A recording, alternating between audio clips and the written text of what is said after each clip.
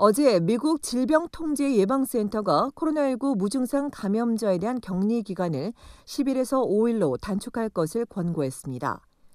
바이러스 전염이 증상이 나타나기 이틀 전과 증상 발현 2, 3일에 주로 발생한다는 과학적 자료가 입증됐기 때문이라고 CDC는 밝혔습니다. 즉, 전파력이 높은 초기에만 격리해 일상생활을 이어갈 수 있게 하려는 걸로 풀이됩니다. 온타리오주와 퀘벡주 보건당국도 즉각 격리기간 단축 검토에 나섰습니다. 당초 어제 오후 케이언 무어 온주 보건 책임자는 PCR 검사와 접촉자 추적에 대한 변경된 지침을 발표하기로 했습니다. 그러다 CDC가 격리기간 단축을 발표하자 기자회견을 취소하고 이와 관련된 온주의 특정 증거들을 평가한 뒤 이번 주 후반쯤 발표하겠다고 전해 격리기간이 단축될 가능성도 있어 보입니다. 오미크론의 급격한 확산으로 온주와 퀘벡주에선 감염자와 접촉자의 격리 기간이 길어지면서 병원이나 장기 요양원, 요양시설 등 필수 산업의 인력 부족이 나타나고 있습니다. 이에 온주는 앞서 지난 17일부터 감염자의 밀접 접촉자 중 무증상자인 의료 종사자는 근무할 수 있도록 했습니다. 이미 의료진 부족 사태가 벌어진 퀘벡주는 더 나아가 확진자도 계속 근무하도록 허용했습니다. 퀘벡주 정부는 의료진의 경우 코로나19 확진 판정을 받았더라도 우선순위나 위험 관리 등에 따라 격리 없이 업무를 계속하게 하는 고육지책까지 내놨습니다. 온주와 매니토바주도 이 안을 검토 중인 것으로 알려진 가운데 격리기간 단축과 관련해 일부 전문가들은 5일간의 격리가 너무 짧다고 지적하고 격리기간을 줄인다면 복귀 전 PCR 검사에서 음성을 받거나 신속 진단 검사를 늘려야 한다고 강조했습니다. 한편 CDC가 확진자는 물론 접촉자에 대한 격리 정책을 조정하자 미국 의료 전문가들은 무증상 감염자라도 5일 격리 이후 추가 검사해야 하는데 의무하지 않았다며 합당한 증거나 데이터 없이 무모하게 밀어붙이고 있다고 비판했습니다.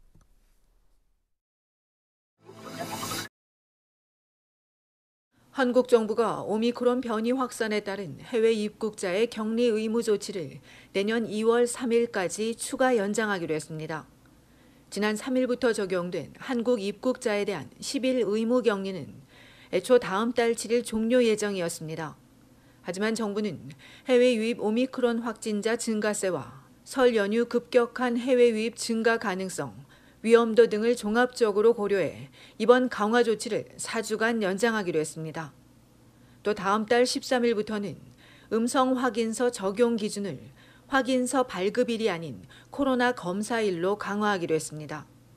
검사 후 발급까지 통상 24시간이 걸리기 때문에 최근의 확진 여부를 확인하기 위해 검사일을 기준으로 변경했습니다.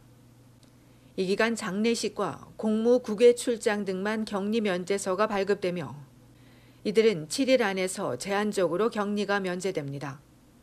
한국 정부에 따르면 27일 기준 오미크론 변이 확진자 445명 중 해외 유입 사례는 40.6%이고 29일 확인된 오미크론 감염자 109명 중에는 해외 유입 비중이 63.3%에 달했습니다.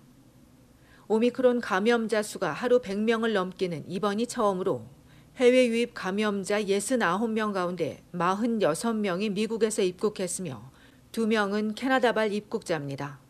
정부는 해외 입국자발 전파 이외에 지역사회에서도 감염 경로를 알 수 없는 오미크론 확진자가 나오고 있다고 지적했습니다.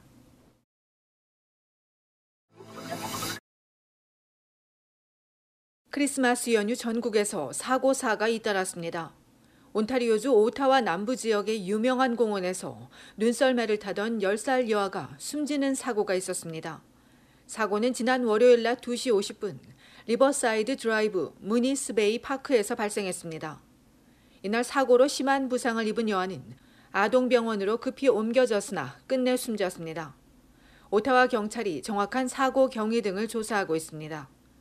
이날 사고가 난 언덕은 나무와 장애물 등이 많아 2017년부터 눈썰매가 금지됐으나 이후에도 겨울철이면 많은 어린이와 학부모들이 눈썰매를 즐겼던 것으로 전해졌습니다. 오타와시는 안전장치와 안내문을 설치하고 안전이 확보될 때까지 통제할 예정이라고 전했습니다. 브리티시 컬럼비아주 빅 화이트 스키장에서는 스노우보더를 타던 40대 남성이 실종 하루 만인 27일 숨진 채 발견돼 당국이 사인을 조사하고 있습니다. 이처럼 겨울철 사고가 잇따르자 전문가는 겨울철 스포츠를 즐길 때는 몸이 굳어 있으면 작은 충격에도 큰 부상을 입을 수 있다며 몸 상태를 신중히 살필 것을 당부했습니다. 상대방과 부딪히거나 동상으로 신체 상해도 많이 생기는 만큼 방수 옷을 입고 방한 마스크와 장갑, 목도리와 무릎 보호대, 헬멧 등을 착용하는 것도 중요하다고 전문가는 덧붙였습니다. 또 폐쇄되거나 위험한 지역은 가지 말 것을 권고했습니다.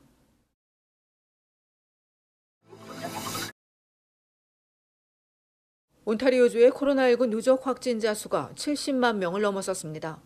크리스마스 1,412명이던 온주의 환자 수는 어제 8,800여 명으로 다소 줄었으나 오늘 다시 1,436명으로 급증하며 사상 최고 수준으로 올라섰습니다.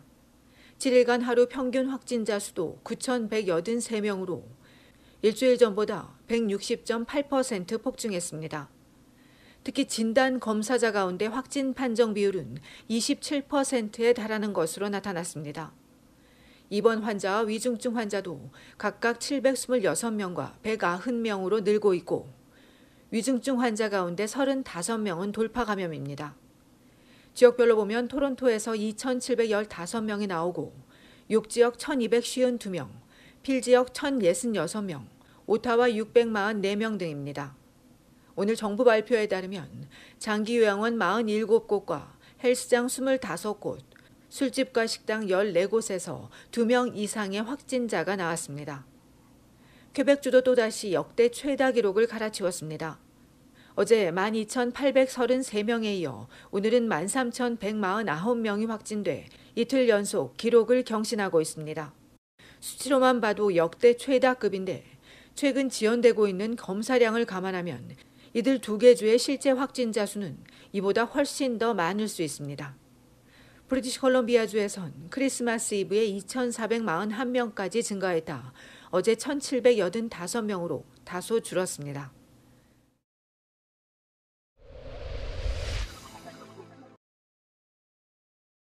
(20대) 택배 차량 운전자가 (80대) 할머니를 성폭행하는 사건이 발생했습니다.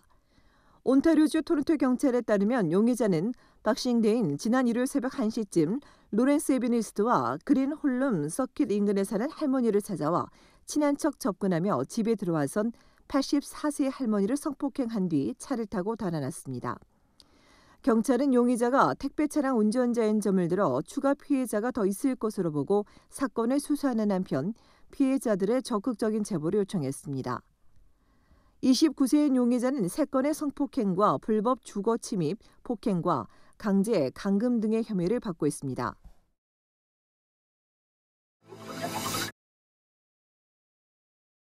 온타리오주 토론토 다운타운에서 박싱데이인 지난 일요일 교통사고가 발생해 행인 등 8명이 중경상을 입었습니다.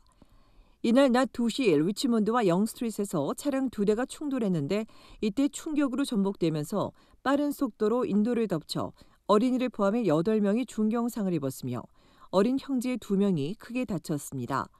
토론토 경찰이 이날 밤 9시 30분까지 주변을 통제하고 사고 원인 등을 조사했습니다. 이어 월요일 새벽엔 아파트 화재 사고가 발생했습니다. 이날 새벽 1시 40분쯤 킹스턴 로드 동쪽 펠스트리트에 있는 아파트 2층 유닛에서 불이 나 60대 여성이 그 자리에서 숨지고 주민들이 급히 대피했으며 소방당국이 화재 원인 등을 조사하고 있습니다.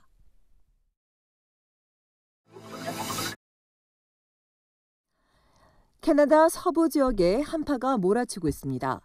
지난 크리스마스 연휴 내내 폭설과 매서운 한파가 덮친 브리티시 콜롬비아와 알버타주엔 이번 주에도 한파가 이어질 전망입니다.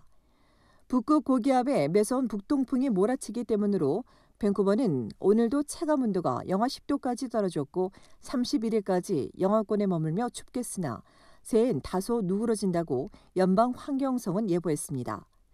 이처럼 기온이 뚝 떨어지자 밴쿠버 공원관리위원회는 공원 내 호수 곳곳이 얼기는 했지만 얼음 두께가 얇아 깨질 위험이 높다며 들어가지 말 것을 당부했습니다. 한편 알버타주 캘거리는 오늘 오전 체감온도가 영하 34도, 내일과 모레도 최고 기온이 영하 16도에서 20도에 머물고 최저 기온은 영하 30도에 육박할 전망입니다. 이 밖에 온타리오주 토론토는 오늘 밤 체감온도가 영하 6도까지 낮아지지만 내일과 모레 낮 최고 기온은 영상 2도에서 4도, 밤에도 영하 2도에 머물 것으로 예상됩니다.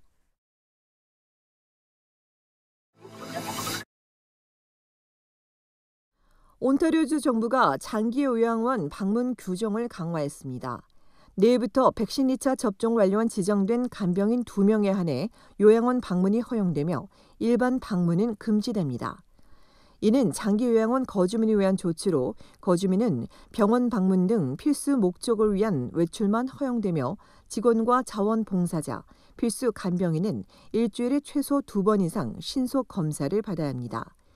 온주에선 어제까지 요양원 41곳에서 거주민 93명과 직원 161명이 확진 판정을 받았으며 입원 환자는 나오지 않았습니다.